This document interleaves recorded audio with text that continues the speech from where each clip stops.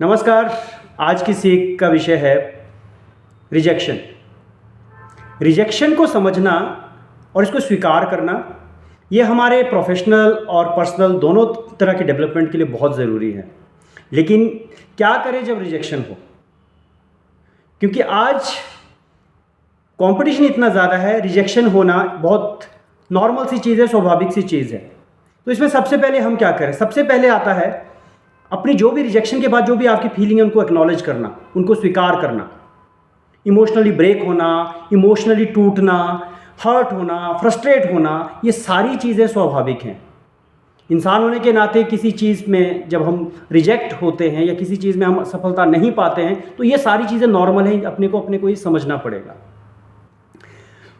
अगर ऐसा होता है तो थोड़ा सा खुद को समय दीजिए, गिव टाइम टू योरसेल्फ। और जब आप खुद को समय देंगे, जब आप खुद से, क्योंकि जब आप रिजेक्ट होते हैं तुरंत अगर हम कोई फैसला लेते हैं और हम कुछ चीज़ से डिसाइड करते हैं तो वो किसी भी सूरत में सही नहीं है।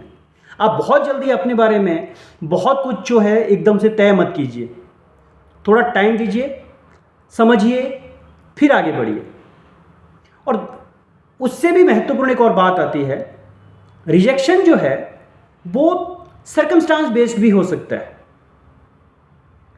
पर्सनली नहीं लेना है इसको। रिजेक्शन पर्सनली क्यों नहीं लेना है? बहुत बार ऐसा होता है आप बहुत अच्छे हैं लेकिन आपसे बहुत अच्छे 2-4 लोग और हैं, उनका सिलेक्शन हो गया, आपका नहीं हुआ। इसका मतलब ये नहीं है कि आप सही नहीं हैं, आप फिट नहीं हैं। इस पर्टिकुलर अपॉर्चुनिटी के लिए शायद आप फिट नहीं है, आपसे बेहतर कोई और है, लेकिन आपके लिए कोई दूसरी अपॉर्चुनिटी जो है हो सकती है। इस छोटी सी बात को अपने को स्वीकार करना है। इससे भी बड़ी बात एक और चीज़ आती है कि जब कभी भी अगर ऐसा रिजेक्शन या ऐसी असफलता कभी अपने सामने आती है तो अपने बड़ों से, अपने प्रियजनों से ज़रूर बात करें। उनका पर्सपेक्टिव लेना बहुत ज़रूरी है। आपके फ्रेंड्स, आपके फैमिली, आपके मेंटर्स, उनसे बात कीजिए। उनका जो भी फीडबैक होगा वो आपके लिए बहुत काम का हो सकता है। ऐसे लोगों से बात कीजिए जो आपके लिए आपका हौसला बढ़ाए, आपको आगे बढ़ने के लिए प्रेरित करे। क्योंकि हमें रिजेक्शन से सीखना है, रिजेक्शन से घबराना नहीं है।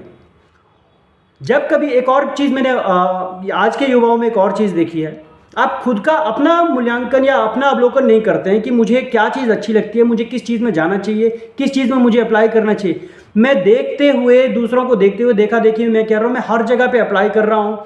जितनी जगह पे आप अप्लाई करेंगे, जहाँ पे आप पर्सनली, जो आपकी पर्सनैलिटी है उसके हिसाब से फिट नहीं बैठते हैं, तो उतने ज़्यादा रिजेक्शन के चांसेस ज़्यादा है, हाई हैं।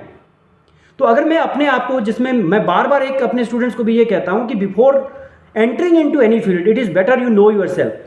अगर आप खुद को जानते हैं और खुद को जानने के बाद अगर आप किसी अपॉर्चुनिटी पे नॉक करते हैं, वहाँ पे जाते हैं, तो वहाँ पे आपके सक्सेसफुल होने के चांसेस ज़्यादा हैं। तो इसलिए ये कहा जाता है कि जब कभी भी कोई गोल, कोई एक्सपेक्टेशन रखो, वो रियलिस्टिक होनी चाहिए। और रियलिस्टिक एक्सपेक्टेशन पे उसके बाद अपने पूरे सिंसियर एफर्ट डालिए, तब सफलता हाथ लग सकती है। अगर मैं 10 जगह पे अप्लाई करूं, जिसमें से 5 जगह का मुझे पता है कि मेरा एरिया ऑफ इंटरेस्ट भी नहीं है और उसके लिए मैं फिट भी नहीं हूं, उतना तो मैं खुद से भी समझ सकता हूं, फिर भी वो 5 ऑब्वियस जो रिजेक्शंस हैं वो मुझे क्या करेंगे, मुझे दबाव में लेके आएंगे। तो इसलिए रियलिस्टिक होना ज़रूरी है। और चीज़ हम क्या कर सकते हैं, सेल्फ कंपैशन जो है बहुत ज़रूरी है, इसको प्रैक्टिस करना ज़रूरी है। अपने लिए काइंड होना बहुत ज़रूरी है। खुद के लिए काइंड होने से हम क्या कर सकते हैं, क्या हो सकता है अगर हम खुद के लिए काइंड होंगे?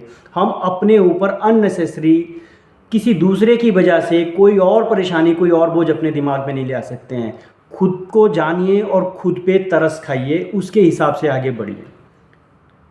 पेशेंस ज़रूरी है। बहुत बार ऐसा होता है कि हम प्रयास करते हैं, नहीं हो पाता है। उससे अपने को ये समझना चाहिए कि अभी और प्रयास करने की ज़रूरत है, थोड़ा और मेहनत करने की ज़रूरत है।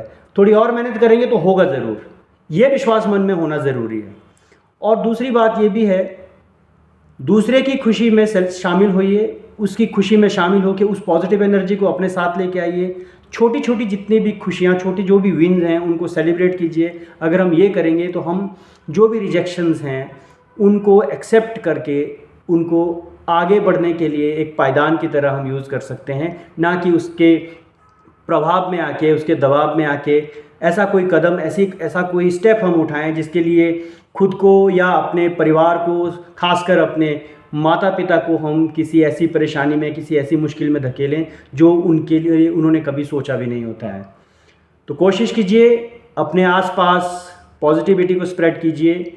अगर ऐसा वक्त आता है, कोई भी चुनौती, कोई भी ऐसी परेशानी आती है, उसका डट के सामना कीजिए। यही हमारा असली मानव धर्म है, यही हमारे लिए ज़रूरी है। जय हिंद, जय भारत।